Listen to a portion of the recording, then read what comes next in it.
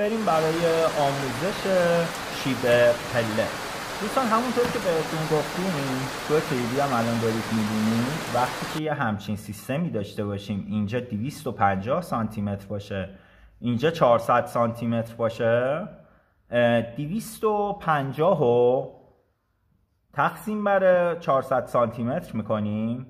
گفتیم که طبق ضوابطی که قبلا گفتیم که بین 30 تا 35 درجه قانونیشه، یعنی رفتی سر نظارت. اگه این کمتر بود باز به مشکل میخورید، بیشتر بود باز شیبی میشه که هیچ کس نمیتونه بره به سمت بالا.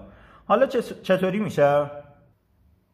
محاسبش به این صورته، میایم 250 رو تقسیم بر 400 میکنیم، این 0.65 و تانژانت -1 داره ماشین حسابتون. تانژانت -1 رو میزنم، تانژانت نقطه 625 تانژانتش رو زدم، در اومد 32.005. بچه اگه این رقم اعشاره 5 به پایین بود مجبوری گردش کنی به سمت پایین، 5 به بالا بود گردش میکنی به سمت بالا. پس شد 32 درجه.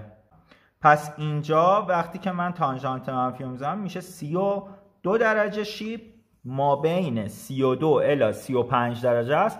پس قابل قبوله. موفق باشید.